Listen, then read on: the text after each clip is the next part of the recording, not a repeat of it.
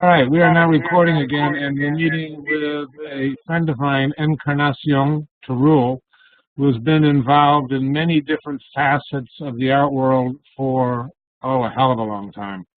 And, part of what we talk about in this course repeatedly is how there are different art villages and how you find different ways to navigate those.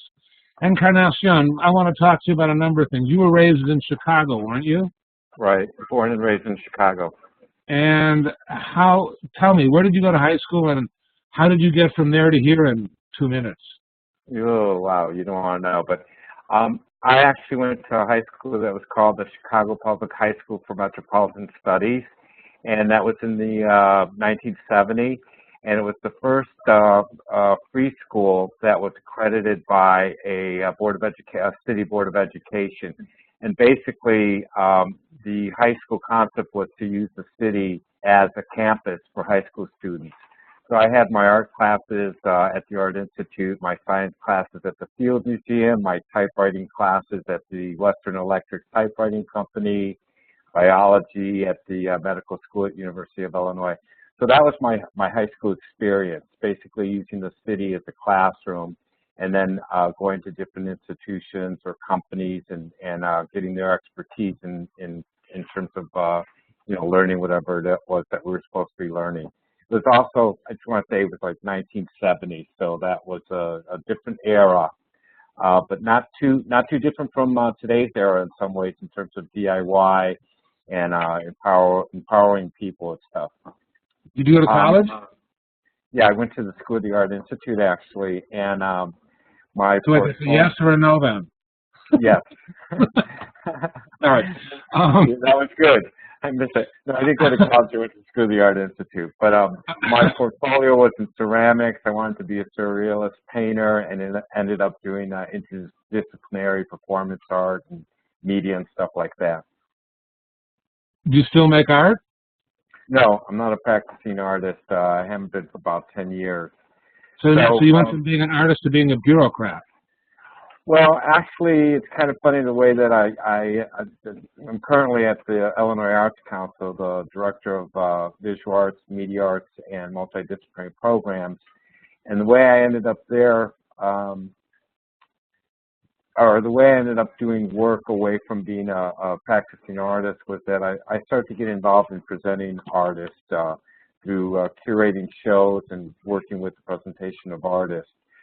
So throughout most of the 80s, I did performance work. In 1983, I had a show called the Sex Show, Cultural Perspectives on Sexuality and Society, that was busted by the police and closed down, which gave me a bit of notoriety at that time as kind of being an outlaw artist.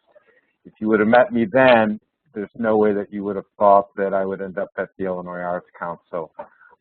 But as we all know, as you get older, life has a lot of different journeys and paths and stuff. And, you have the option to take advantage of whatever, take advantage of the moment or, move in different directions. How long have you been involved in government? I've been at the Illinois Arts Council for about 8 years this last March, and the way that I ended up at the Illinois Arts Council was that I was curating an exhibition on the history of Chicago theater from 1835 to 2004. I called up the Illinois Arts Council because I knew the people there, and I called them up to see if they'd give me a grant to support my project, and really I was looking for funds to pay me. And they called me back and they said, we have good news and bad news. The bad news is we can't fund your project. The good news is we have a director's position open and we want you to come in and talk to us about it. And 12 days later, I was sitting in the office as the director of a position I have now thinking, oh, this is crazy. I called them up for a grant and now I'm running the program. And you never did get the grant and you never finished the project? No, finished the project, never got the grant. You did finish the project. Cool. Yeah. So what do you do now? So what I do is I manage grant programs. I manage grant programs for non-for-profit arts organizations, and I manage grant programs for individual artists. So that means that not only do I set up grant programs and make them available, but I also provide technical support to non-for-profit organizations or individual artists to apply to the Arts Council, and then assist the artist with, getting the best application possible put together so they could get funding from the Arts Council. One of the things that I tell people or tell artists oftentimes are that federal funds and state funds are that are dedicated to the arts are open to everyone. If you can meet the eligibility requirements, say for the Illinois Arts Council, then you can just apply to the Arts Council. It doesn't have to do with your placement in your art career, whether you're an emerging artist or established artist. It doesn't have to do with aesthetics, meaning that it's not so much about what's in vogue at any particular time in terms of art movements or styles. It has to do with competence and eligibility, meaning if you, for the Arts Council, you have to live in the state and be able to prove it. You have to be 21 years of age, and you have to be out of school, meaning not in any kind of higher educational program. And those are the basic eligibility requirements to apply to the Arts Council for a grant. So we just made the Individual Artist Support Grant and Guidelines and Application available about 10 days ago. And that's a grant program where artists can apply for either professional development or they can apply for project support. Professional development, if someone's doing a residency somewhere or wants to develop a website on themselves or produce a brochure about themselves or document their artwork, they can apply to the Arts Council for $750 to help them do that. And there's no... Could somebody apply for money to take this course? Possibly, yes. That's a possibility for professional development. They wouldn't be able to apply, say, to take a course at the Art Institute or Columbia College, but they would be able to apply to take a specialized workshop. So say there's a photographer and Cindy Sherman comes to town and she's doing a workshop, you'd be able to apply to us to go to that workshop because it's unique and specialized. So I think that... I'm sorry, do these applications do they have to be submitted before the event occurs, or can you seek to be reimbursed for something you did a year ago? Good question. No, you have to apply ahead of time. So right now, the Individual Artist Support Grant, which is available online, if you go to the Illinois Arts Council website, you'd be able to access the guideline, the application. It's an e-grant. It's a two-part process. Part one is submitting the e-grant, and then part two is submitting hard copies of your work samples that will accompany your application.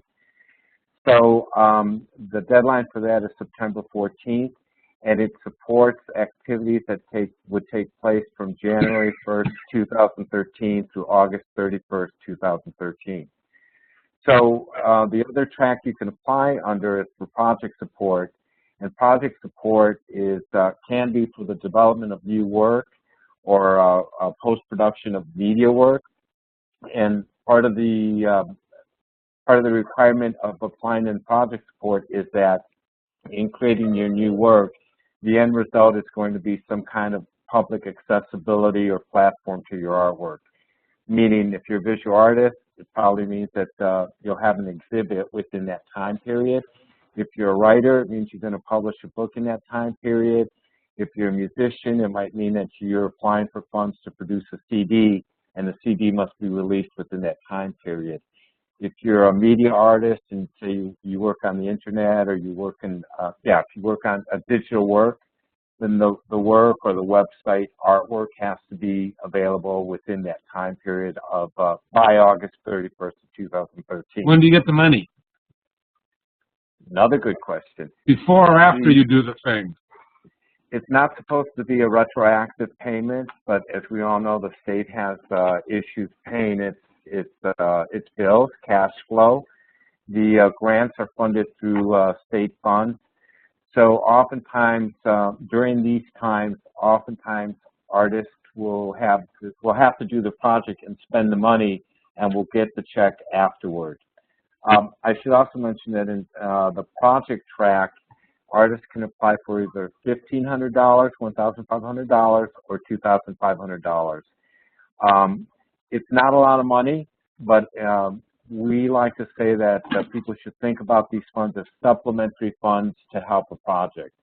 So you may, as an artist, you may, you know, if you have some project that you're working on, whether it's creating new work for an exhibition or a multimedia project, you may spend some of your own money. You may apply to a state agency to get some funds, and then you may also have some earned income through ticket sales or stipend, depending on where it is that you're doing your project, or honorarium. How is the jurying done? Who decides whether I get my money? For the individual artist program, what we do is we set up discipline-specific panels to review the applications. When the applications come in, the program directors for the discipline you're applying under, we give the applications a cursory look to make sure they're complete, they're in the right category, and then we do that the first 4 weeks, and then we spend time after that looking at the applications to make sure they're feasible, they make sense, they're all filled out. And then what we do is we get a panel, say if it's visual arts, depending on the applications that we get in. If we have a lot of visual arts applications that are painting, or if there's half painting and half photography, then we'll put a panel together of anywhere from 3 to 4 individuals who are artists themselves, who have backgrounds in painting and photography. So you'll have painters and photographers viewing applications from painters and photographers. That is the first round. Once they've reviewed the applications, we use a grading system of 1 to 5 and criteria in terms of like feasibility, pursuit of excellence, etc. And then usually applications that score anywhere from a 3 to 5 points in their application, which is an average. Then they move on to the second round, and the second round is an in-person panel that we put together partially from the previous discipline-based panels, but it's an interdisciplinary-based panel then. So you have all the visual people, all the music people, all the media arts people, literature people, all in the same room looking at the same applications. And we spend a day going through the applications, looking at the artwork. So the first round kind of filters out by half the applications. And then the second round is where we actually choose, and it's not the Arts Council staff, but the panel that makes the recommendations on who should get funded. So it has to do with feasibility, has to do with when you submit an application, you're submitting a project proposal, a narrative, you're submitting a timeline and a budget. And then you're submitting samples of your work, an artist statement, and you may submit a resume. So the panelists look at all this stuff, and then they try to figure out, is this a feasible project? Can they do it? Does it make sense? Do I like the work? Yes, I give it a 5, right? Or, you know, the work looks great, but the project doesn't make any sense, I give it a 2. How many people apply a year for these things? We have somewhere under 500 applications for the individual artist support program. So it's quite a sizable amount of people that apply. And how much money can you get? $2,500, or did I hear wrong? For project support, you can apply for either $2,500 or $1,500. And then if you are awarded the funds, you get that set amount that you applied for. So it's either, if you applied for 2.5, you get 2.5, or if you're not going to get funded, you get 0. And then how many grants are given? Yeesh, that's a good question. Off the top of my head, I don't remember what we awarded last year, but it was upwards of about I want to say about $90,000 worth of grants that were given out last year. So that would be like 40? It varies because it's a mixture of the 2 different tracks, and each track has 2 different amounts, so it's hard to say. So the beauty about applying to state government for funding is that, as I mentioned before, everyone, as long as you can meet the eligibility requirements, then you're eligible to apply. You could submit an application. Versus, say, going to a foundation where, you know, sometimes it's a little more involved in terms of being invited to apply for funding, building a relationship with the foundation grants person, and then also, does this particular foundation fund what I'm looking for in terms of being an artist and looking for funds for a specific project? Cool. Let me, all right, loaded question. Why does the state give money to artists? Well, let me give you a little overview of the United States and funding, government funding for the arts. I'm not going to debate whether government should fund arts or not, especially because I work at the, I work at the council, and so what I'm doing is implementing what's law. But the National Endowment for the Arts was created in 1965 during the Johnson administration, and part of the charge for the National Endowment for the Arts was to help create and support arts councils in all 50 states. So what they did is they supported the development of arts councils and gave arts councils the charge to support non-for-profit arts organizations in their area.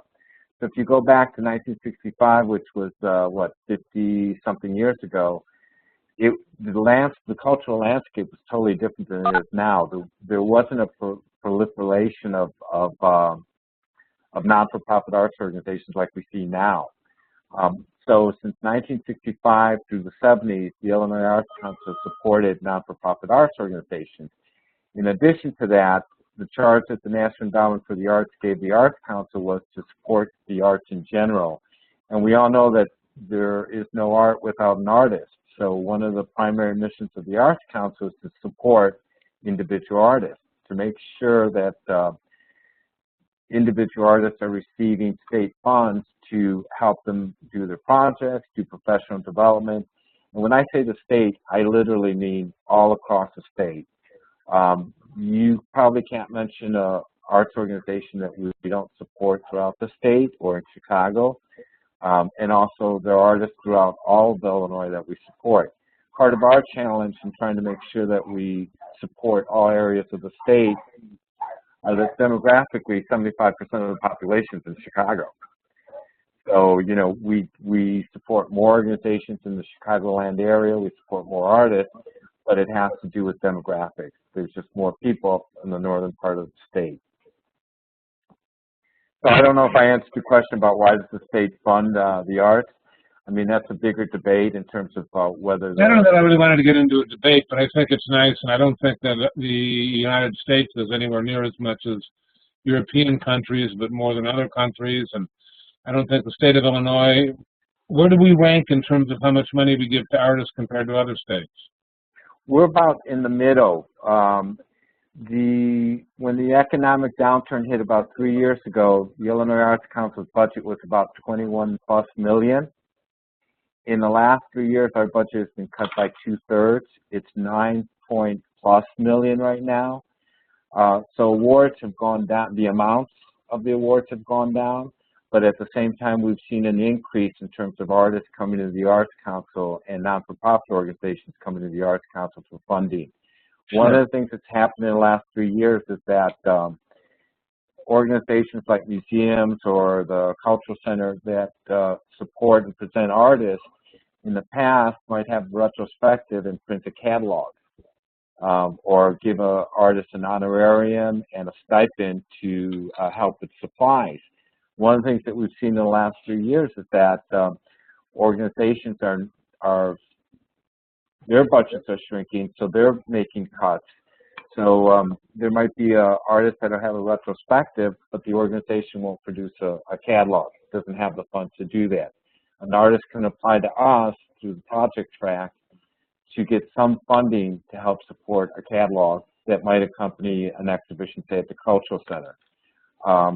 Or an artist would apply to us for materials and supplies to create artwork that normally they would have gotten a stipend from an art gallery or a museum to do that. So you guys are giving away money to arts organizations as well as individual artists, yes? Right. Which of those two groups gets the most money? Organizations. Is that done by a panel also? Yes, everything that we do is done by panels and is transparent, meaning that when the applications from organizations are reviewed, those applicants are more than welcome to come and witness the conversation around the review of their applications and also listen to what people have to say about their applications. So this year, which we're in our 2013 fiscal year, this year for media arts, visual arts, and multidisciplinary programs, we're going to be awarding just under $1 million in supplementary funds to organizations. And those organizations can include everything from the Evanston Arts Center, the Hyde Park Arts Center, Three Walls, School of the Art Institute, Gene Siskel Media Center, Street Level Youth Media. It includes the town of Normal in Normal, Illinois, which owns a theater that presents, art films, etc. Columbia College has about 15 applications that they submit to the Arts Council, and that includes the A&B Gallery, it includes the Paper and Book Center, it includes the Women and Gender Studies Center, it includes a bunch of the Anchor Graphics. So we fund a wide spectrum of arts organizations and also non-arts organizations that are doing arts programming, which can include park districts, it can include health centers, and it can include anyone that's doing some kind of arts programming over a consistent number of years. I'm trying to figure out how this jurying happens. I mean, are you looking at everybody all at once to make sure that, the north side of Chicago isn't the only place that money's going to? Or is it done blindly? How do you make these how do they make these determinations? We don't. What it is that prior to the application deadline, we reach out to as many people as we can, and as I said, if you meet basic eligibility requirements and you meet those requirements, then you're eligible to apply to the Arts Council. We don't dictate like funds that need to be spent on the north side or south side of Chicago or northern part of the state. We don't have a set amount of funds that we dedicate to the program grants or to the individual artist support program.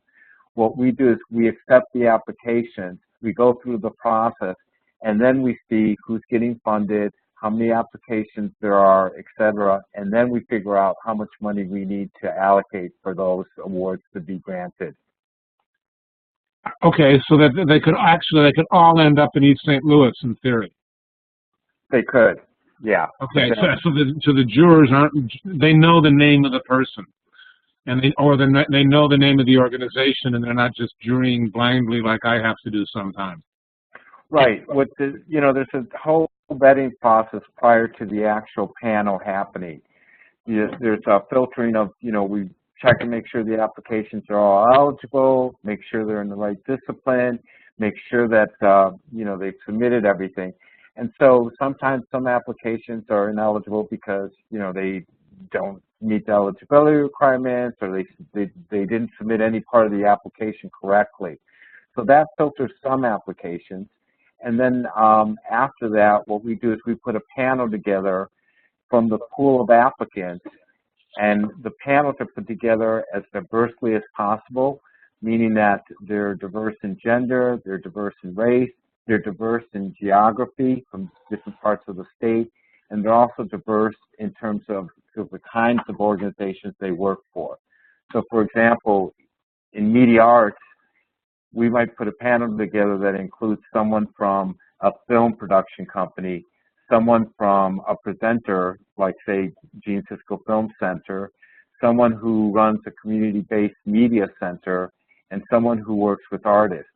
So that when you're reviewing the applications at any given time, if there's an application that comes up that's a film production company, you have someone on the panel who has expertise about film and could say, yeah, this is a great organization and their budget makes sense, and did you see their film last year? It was great, et cetera.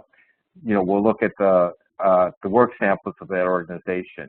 And then we'll go to the next application, and it might be either the Gene Siskel Film Center or Video Data Bank or Street Level Youth Media.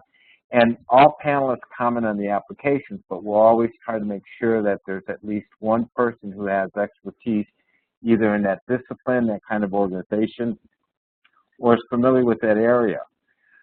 Because the kinds of programs that play in Chicago aren't the same kind of programs that you might see in Springfield, Illinois, or in Carbondale, Illinois, or in some rural part of the state. So some of it has to do with the relative aspects of what someone's doing in their community. And this is all interconnected to, because I know we're dealing with individual artists, this is, relevant to individual artists, because without the kind of support that, say, a Three Walls or Gallery 400 might get from us, they might not be able to do as many exhibitions or to include a particular artist.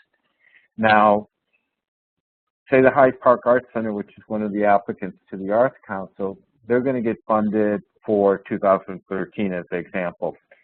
Someone, as an individual artist, might have an exhibition that they're going to do at the Hyde Park Arts Center. They can apply to us through the Individual Artist Support Program for funding to implement their program, to create artwork. Say it's a painting show, so they can apply to us for materials and supplies. So there's an interconnectivity there in terms of we're funding the arts organization, but we're also making funds available for artists to be able to show their work. How much money can an arts organization get? Through the program grants, they can get up to about $14,000 on a per year basis, which is not a lot of money, but if you think about it in a cumulative way, the Arts Council has had the program grant for 30 years, 30 plus years. There are some organizations out there like the Hyde Park Arts Center that have been applying to the Arts Council for 30-something years. And they've gotten $500,000 or beyond, because the awards up until 3 years ago were up to $30,000, and they've shrunk down to $14,000 because of the economic downturn, less money to give out by the state. And then there's also the other. Go ahead, man. There's also the other aspect of, if an individual artist gets a grant from the Arts Council, then in some ways, getting a grant from the Illinois Arts Council is almost like a good housekeeping seal of approval, meaning someone could look at your resume and say, oh, they got a grant from the Illinois Arts Council, so the Arts Council vetted their application, saw what they did, and supported them. And that gives credence to someone's career or someone's work, where someone else is looking at it and saying, oh, they got their stuff together, they can do it, which can lead to other grants with foundations, whether it's the Joyce Foundation or National Endowment for the Arts or the Driehaus Foundation. Do you have a sense that all the other states in the United States are doing things sort of similarly? Yes and no. Because of the economic downturn, some states are doing worse than other states. For example, California, I think they only budgeted $2 million for their arts council in California. They have no funds that are available for non-for-profit arts organizations and no funds that go directly to artists. What they fund are arts and education programs. But then there are other states like Pennsylvania and New York that have robust funding programs similar to the Arts Council. We're kind of in the middle in terms of we're in the middle in terms of our overall budget. We're in the middle in terms of what we fund, and we're in the middle in terms of the types of programs that we have available to people. In the last 3 years, we've had to suspend a number of different programs. One of the largest programs that we suspended for individual artists was the fellowship program, which was basically a $7,000 prize if you got a fellowship with no strings attached. There was no project or anything. You could use the money for whatever you needed to use it for, whether it was for art or for paying your rent or paying off your car or paying your babysitter. You could use those funds in any way. Once the economic downturn hit the state, our funds were cut so drastically that it made no sense to continue the fellowship program at current fiscal levels. So we suspended the program and created the Individual Artist Support Program, which is the one I've been talking about. Got it.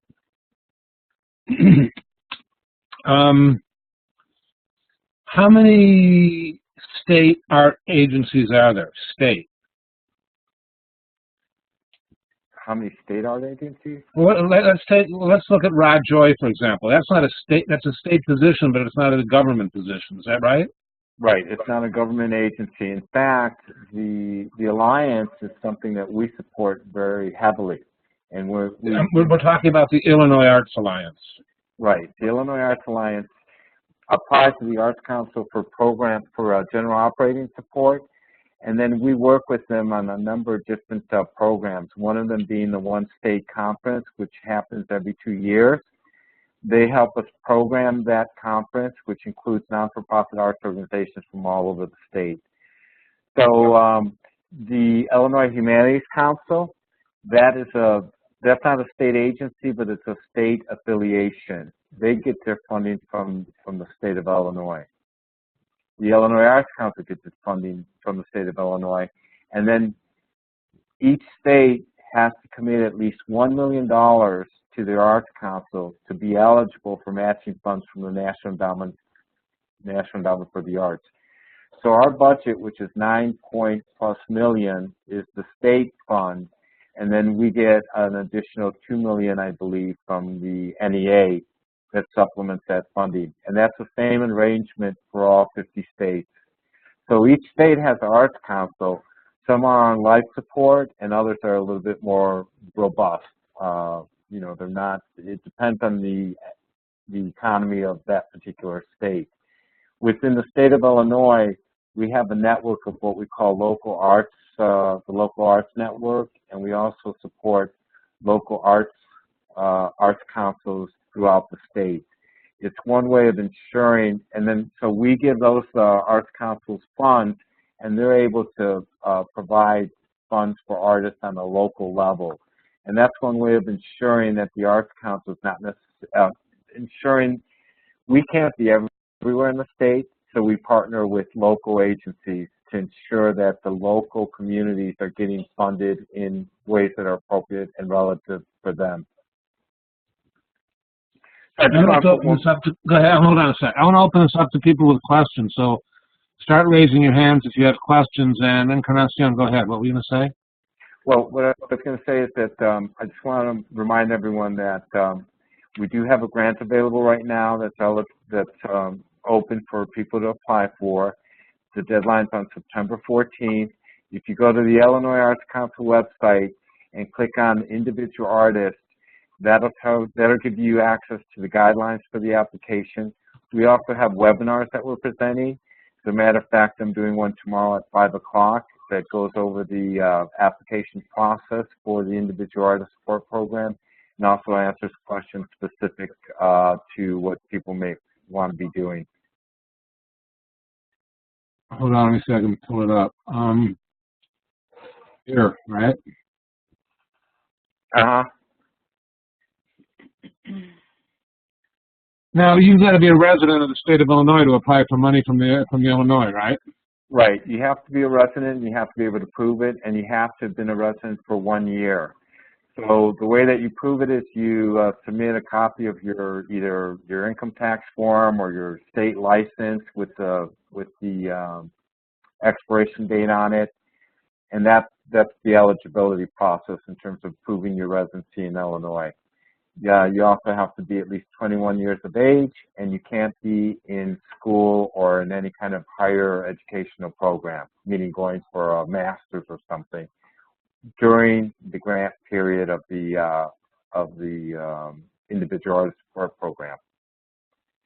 So, Paul, if you go back to the website for the Arts Council, and then hit Grant Opportunities on the left, right underneath the banner, and then hit Individual Artist Support on the left. This is what I'm talking about in terms of Track 1 and Track 2. Track 1, which is in the middle of the page, shows you that that track is to support professional development opportunities. There's two amounts you can apply for, $500 and $750. And as I mentioned, that could be for anything from developing a website about yourself, your own artwork, creating a brochure about yourself that you may mail out, documentation of artwork so you can upload it on your website, specific residencies. People go to Oxbow and to all kinds of residencies across the state. And then track 2 is for project support, and the amounts there are $1,500 and $2,500. There's a 25% cash match that's required, and what that means is that you would add 25% of your own funds on top of the grant amounts that you're applying for. So that means that I think it's 300 and something for the $1,500 grant level. So that means that whatever it is that you're trying to do, your budget would be just under $2,000 that you would submit to the Arts Council. If you got the award, you'd get $1,500 from us, and then you'd be required to put in 300 plus of your own money into your own project. You cannot apply for funds to pay yourself, but you can apply for funds such as materials and supplies, rental of equipment. You can apply for funds to pay other people to do something for you. If you're a painter and you need to frame your work, you can apply for the cost to frame your work. If you're, say, if you're working in media or you're producing a film, you can apply for funds for post-production costs, such as renting a video suite, paying actors. It's usually post-production, at the post-production level that people are applying in the track 2 level in media arts. But it does include all art forms, everything from new performance forms, visual arts, photography, media arts, video, interdisciplinary work, theater work, music work, literature. Basically, Paul, if you, on the left side, if you hit, I think, components. No. You see it? Yes, on the left side, under the shorts. And then scroll down.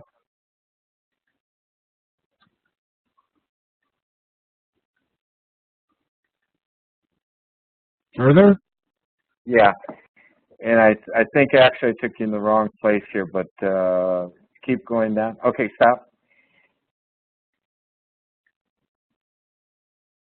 A little higher.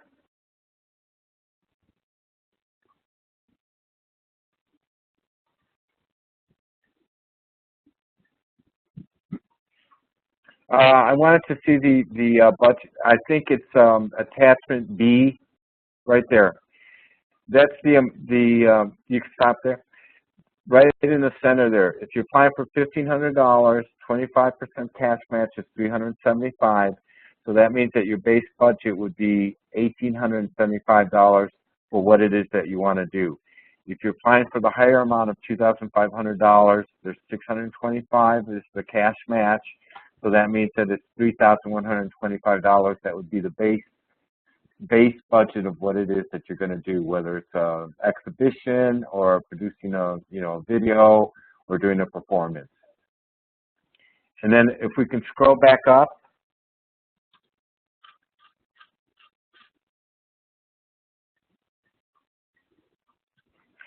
And then I think if you hit how to apply.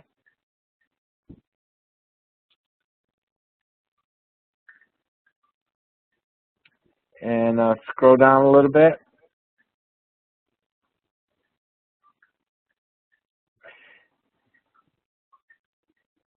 Yeah, no. What I'm looking for is the listing of the discipline categories that people can apply. But enough said that we do create these different categories, as I mentioned, of visual arts, photography, etc. But if there's a category that, say, but you feel that your art doesn't fit any one of those categories, then you just call us up and explain to us what it is that you're doing, and we'll help you figure out which category to apply under. Because this is a grant program, we do have to kind of create the parameters and create these different disciplines. But we know that art is like water. It's it goes where it needs to go, and it's not about being of one specific discipline or another. It just kind of is. but we try to deal with that as best as possible and try to have as wide a spectrum of a menu in terms of what people can apply for. Where do artists tend to be, visual artists tend to be in their careers and competency? I mean, it sounds like the requirements are really loose, so that to some extent I assume that, and the money isn't all that big, so to some extent I assume that it's mostly people who are starting out. Is that so? No. It can be anything from what we would call an emerging artist to an established artist. You'd be surprised at some of the people that apply to us, but you know, that's the thing, is that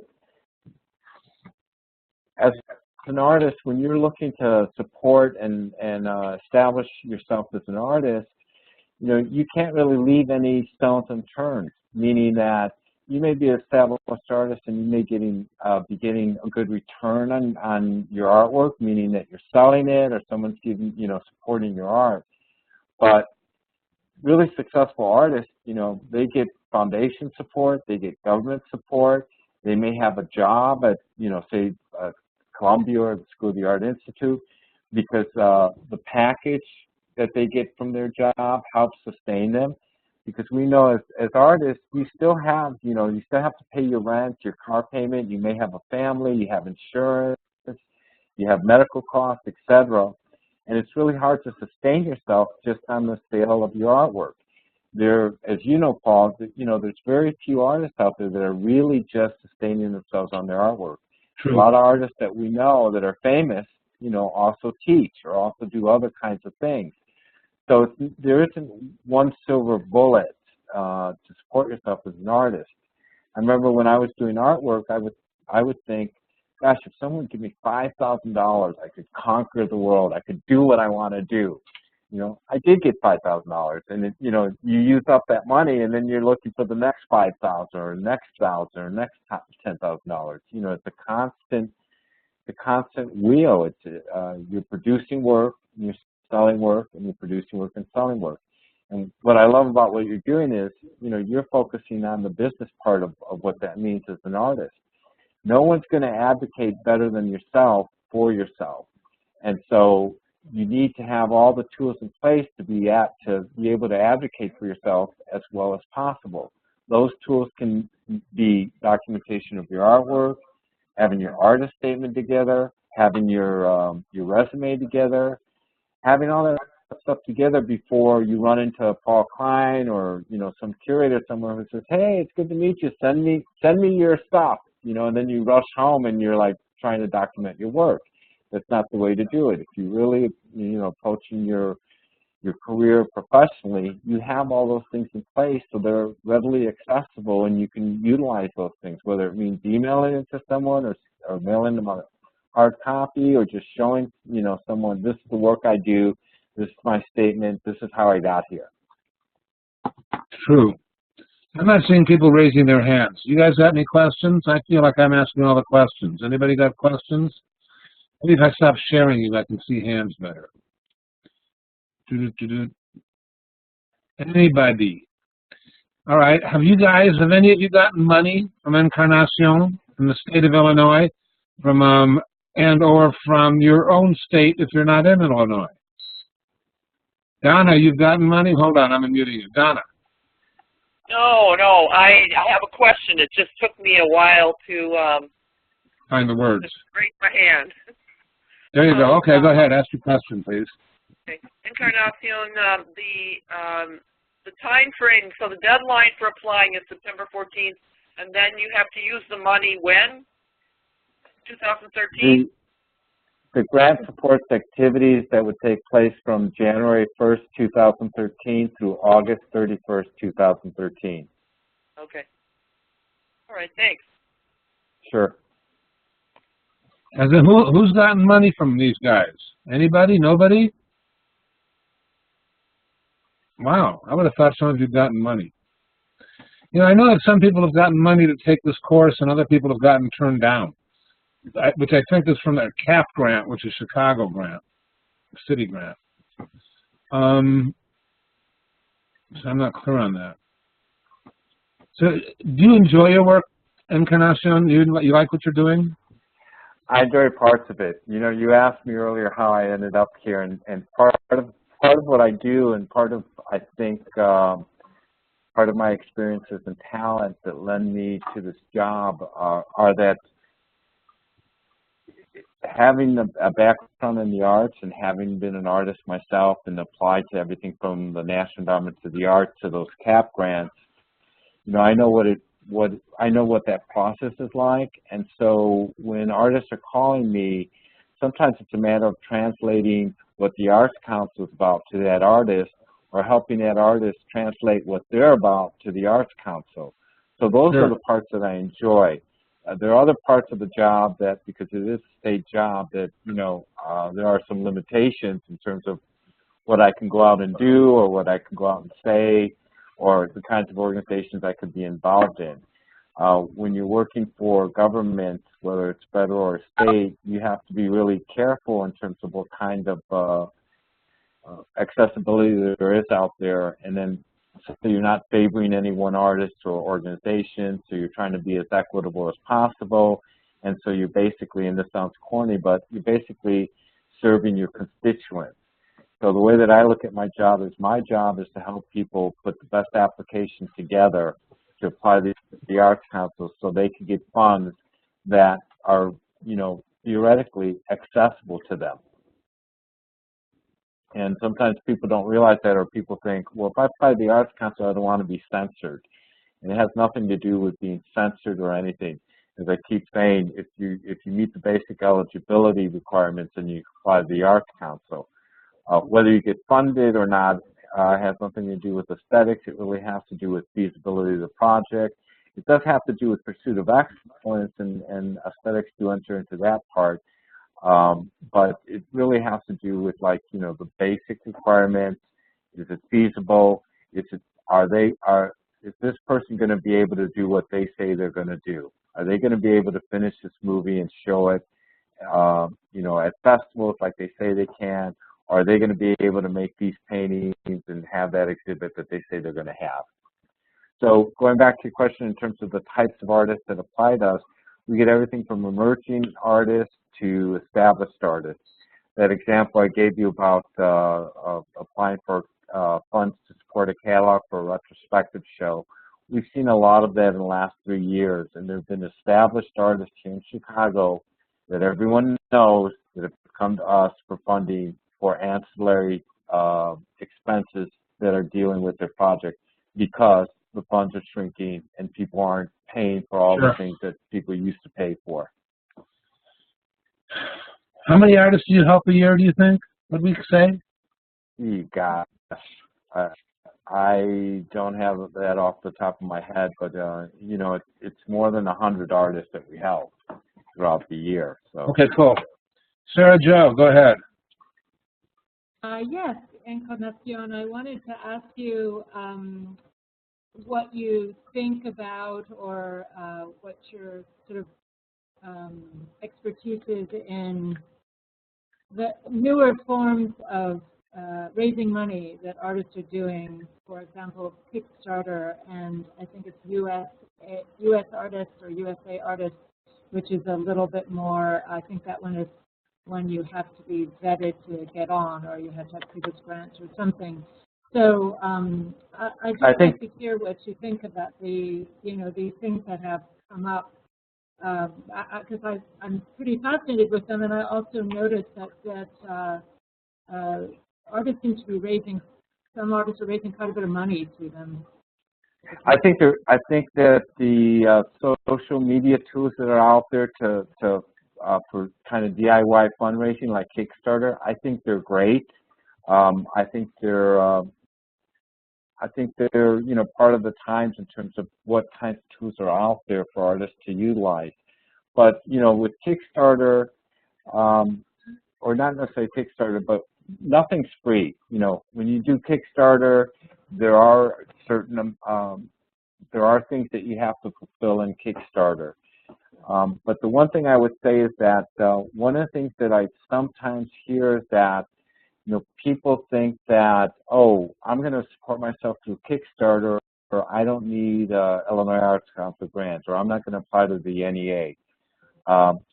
And my recommendation would be do Kickstarter, do the Illinois Arts Council, do Foundation, do it all. Don't wait, don't apply for one grant and wait, because if you don't get that grant, then what? Apply for as many grants as possible, you know, be in the mix out there. If you apply to the Illinois Arts Council for project support, then basically you have all the different components that you need to apply to a foundation or to start a Kickstarter campaign. You have a project narrative, you have a budget, you have a timeline, etc. So you could utilize all these different things and all the different platforms that are out there. So I support Kickstarter. I love USA projects, and there's all kinds of, there's a new foundation out there.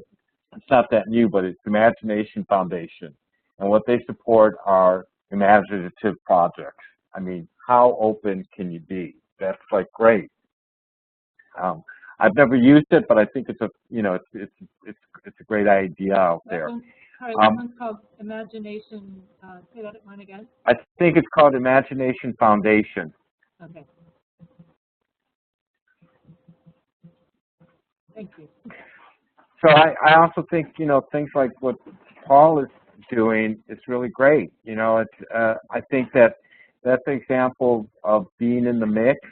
It empowers you, and by being in the mix, I mean you need to go out there and advocate for yourself. You need to apply for as many grants as possible, meet as many curators as possible. Participating in Klein-Works is one way of doing that. You know, signing up on Chicago Artist Resources, another way, Chicago Artist Coalition. You know, as many things as there are out there, you know, you should try and be connected with them as much as possible. That's how you get your name out there. That's how people start to recognize your work. And that's how you start to learn how to be the best advocate for your own artwork. That's right. Anybody else have a question? No. So do you have a year-to-year contract? Are you going to be doing this for 10 years? Are you going to be there longer than Shirley Madigan? What's the deal?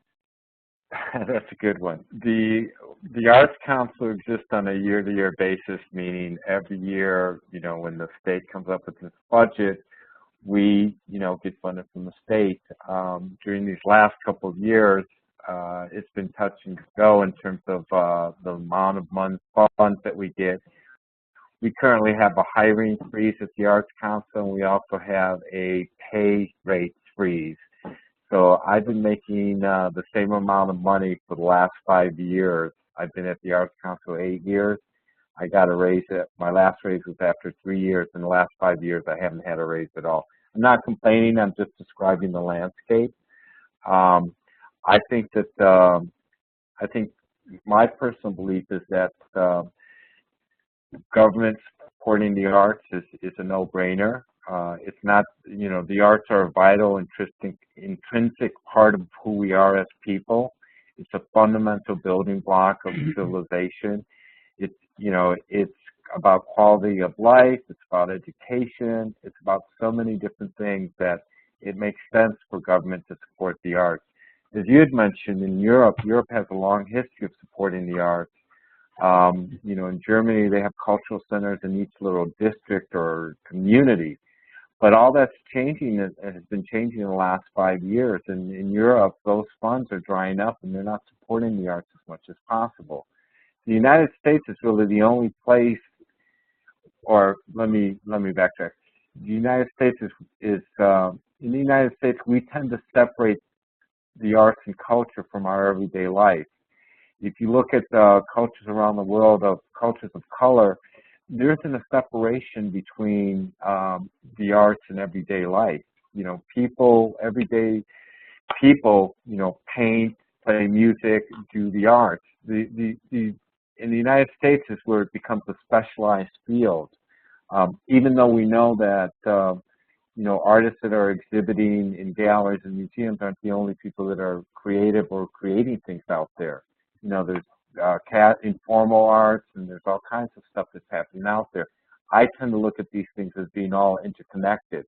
of course, I'm not comparing someone who paints, you know, on a hobby level with someone who is, you know, showing at museums and painting on an everyday basis.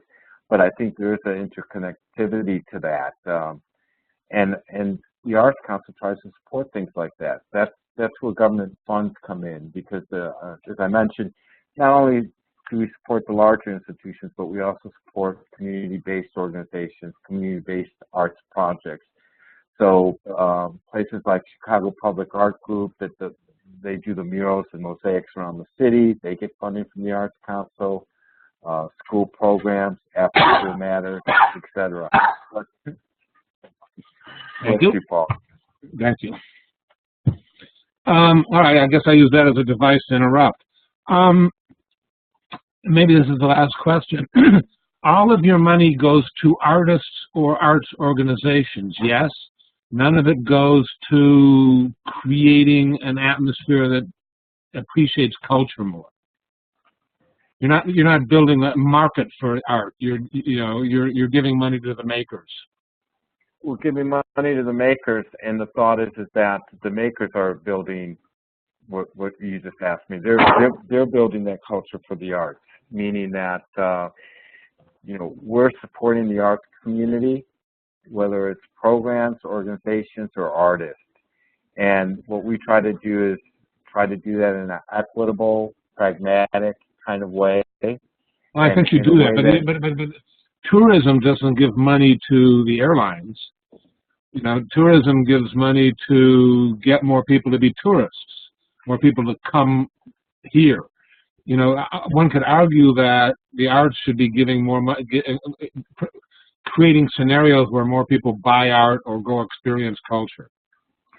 Well, I mean, if you remember, the Department of Cultural Affairs was matched up with tourism. And, I know. I didn't. That's where the example came from, but I didn't like it. But also the Illinois Department of Tourism has funds that are available. They're not available specifically for the arts, but they can be applied to the arts. So there are a lot of funds out there that are being utilized for small towns that are applying to tourism for funds to create place-making art centers in their decaying towns as a way of revitalizing those towns. It's something that we know about in the art world, but within the larger world, you know, people are only discovering, oh gosh, if we open a gallery downtown, or if we have a coffee shop with a poetry slam and a gallery next to it, people are going to come downtown to start hanging out and start, you know, buying things, or, you know, bringing vitality back into their towns. So I guess what I'm saying is that the Arts Council isn't the only place where you can get funding for the arts from state government. There are other pockets, such as tourism, education, where they have grants that are available, not specifically for the arts, but applicable to the arts. It's the same way on a federal level. The National Endowment for the Arts is one place to get funding, but you could go to the Department of Education, which is a federal department, and they may be supporting a history project within the community. You may be making a mural that has to do with history of that community. You could apply for those funds for your project. I know most of your participants are not thinking of painting community murals per se. You know, they're interested in being on a roster, being in a gallery, showing their artwork.